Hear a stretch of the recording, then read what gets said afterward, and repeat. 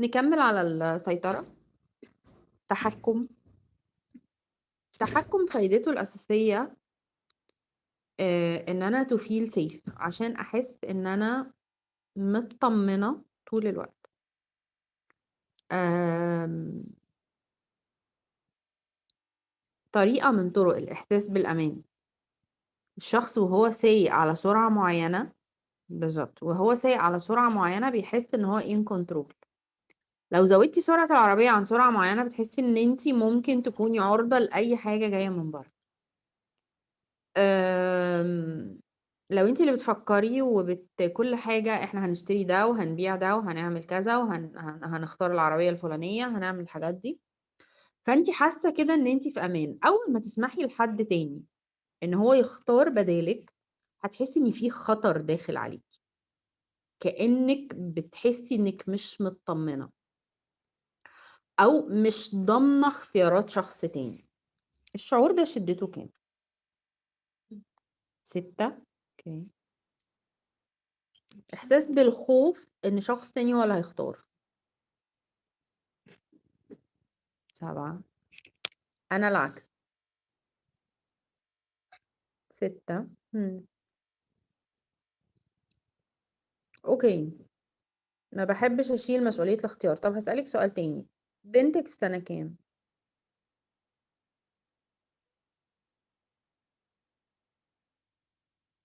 تالتة ابتدائي. هل أنتِ اللي بتقولي لها ذاكري والّا هي اللي بتذاكر لوحدها؟ لو أنتِ شايفاها قاعدة وما بتذاكرش وما قُلتلهاش قومي ذاكري وسِبت لها الحدوتة كلّها من غير ما تبقي مُصرّة ومتأكدة إنها خلّصت اللي وراها، هتحسي بإيه؟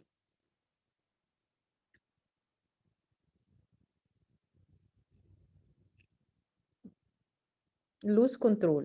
الشعور ده هو ده الخوف من فقدان التحكم. الإحساس بتاع أنا مش عارفة هي هتعمل إيه في الامتحان. هيضيّعني. ما هو إحساس هيضيّعني ده، هو ده الإحساس إحساس الخطر من إن شخص تاني هو اللي يبقى سايق، إن أنا أسيب الأمور في إيد شخص تاني، أسيبها هي تذاكر اللي تذاكره وتمتحن اللي تمتحن وتعمل اللي تعمله وتجيب النتيجة اللي تجيبها. يا للرعب والهلع!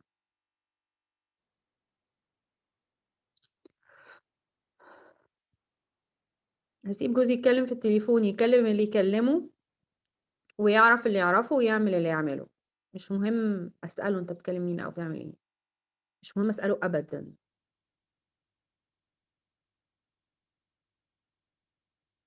أسيب ابني أو بنتي من غير ما أعرف هو بيقابل مين أو بيشوف مين. إيه الشعور الموجود هنا؟ خطر. في كده في عقلي غريب، إمم. أنا لازم أعمل كده، ما هو ده الصح طبعًا. إيه بقى هو الصح يا ندى معلش؟ إن أنا لازم يعني أتابع. أتابع ما هو ده الصح. ليالي أشوف ده هيعمل إيه ده. في فرق بين إني أتابع بلساني، صباح الخير عملتِ إيه النهارده؟ تمام ربنا معاكِ، وفي فرق إني أتابع بتُقلي، أبقى مصحصحة، بالضبط. في فرق بين إني أتابع، عامل إيه يا حبيبي النهارده، أنت كويس؟ ربنا معاك. أديني متابعة أهو عشان ما ابقاش فاكة إيدي، لكن يا ترى بيعمل إيه النهارده لمّا أروح أسأله، أبقى مصحصحة، ده تحكُّم. حسيت إن هو بييجي بيكذب كمان! ده نهاره بقى إيه، ده إحنا هنعمل له لجنة اعتراف ثلاثية، مش عارفة هاجيب الاتنين التانيين منين. حاجات تانية برضه، مش شرط إن أنا أكون باتدخل في حياته وباتحكم فيهم، بس إن هو بقى اللي يتحكم فيّا إن مثلًا افرض بيقول تمام وهو مش تمام، البلد الفلانية أعمل له scan أفحصه بقى، يعني أشوف بقى يا ترى عمل إيه النهارده وعمل إيه امبارح، إمتى آخر مرّة قال تمام وهو كان تمام، ولمّا بيبقى تمام بيضحك والّا بيغمز بعينه اليمين والّا بعينه أعمل له دراسة مقارنة كرّاسة كاملة بقى عشان أشوف، أنا أسيب اللي ورايا واللي قدّامي وأتفرّج له. أُمّال إحنا بنقفش من الجواز ليه؟ ما هو من المسؤوليات اللي زي دي. بتقولي إيه؟ اللي بيخوفني إن حد يتحكم فيّا، أنتِ رُحتِ يعني ما هو ده الخطر، أنا هاتغدى بيه قصدي هاتحكم فيه قبل ما يتحكم فيّا. أسمح للخطر يكون موجود قصاد عدم التحكم وأسأله أنت جاي عايز تقول لي إيه؟ لسه قايل لِك عايزة أقول لِك اتحكمي فيهم ما هي باينة.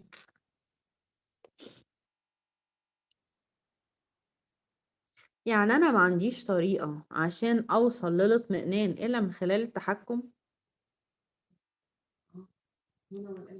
أوكي، شكرًا. أحط إيدي على قلبي وأسمح لنفسي إن أنا أحس حقيقي عايز يحميني، إن أنا ما عنديش طريقة من للحماية من اختياراتهم الغبية، غير إن أنا أقول معلش كده شوية، سيبك بقى من الغباء بتاعك ده ثواني كده وأنا هاتصرف. ده طبعًا مش aspect ماما، ده aspect راجل أكيد. هو أنا ليه كل اللي حواليّا أغبيا؟ لماذا من حولك أغبياء؟ أنا ما باحبش لمّا حد أسمح لنفسي أحس الشعور ده بس وأتنفس. لأ، أنا بالنسبة لي ماما هي كده. أتنفس يا ست الكل، نتنفس، نتنفس حتى الفايل يلاقي شوية energy. نضحك للفايل يا جماعة، نضحك للتحكم. أضحك للتحكم.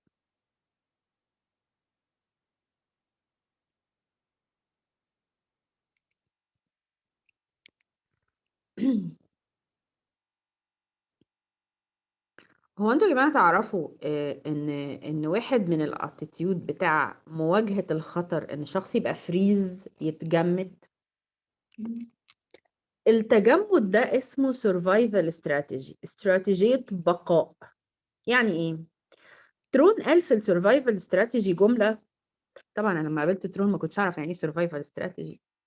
قال: "تساعدك على البقاء وتمنعك من الحياة." الفريز ده زي بالضبط لمّا تشغّلي التليفون على الsafe mode. يعمل إيه؟ يجيب لِك الساعة ويقول ألو، بس، ما يعملش أي حاجة تانية. الفريز ده بيخلّينا مش حاسين أي مشاعر، في حين إن العلاقة علشان تبقى علاقة حقيقية لازم نبقى حاسين مشاعر. إزاي هابقى باتابع وباراقب كل حاجة، اتصرّف صح، اتصرّف غلط، خَد القرار قبل ما يقول لي، ألحق أتصرّف، آخُد القرار اللي عكسه، أتصرّف، ألحّق، أعمل كل ده، وأبقى في نفس الوقت عندي safe space عشان أحس مشاعر أو اطمئنان أو أي حاجة من النوع ده. أنا هنا عايشة في مساحة الخطر، مساحة بعيدة عن الحياة وعن الخلق والإبداع والابتكار والحاجات دي كلّها. اتنفّس 3 مرّات وغيّر المصدر.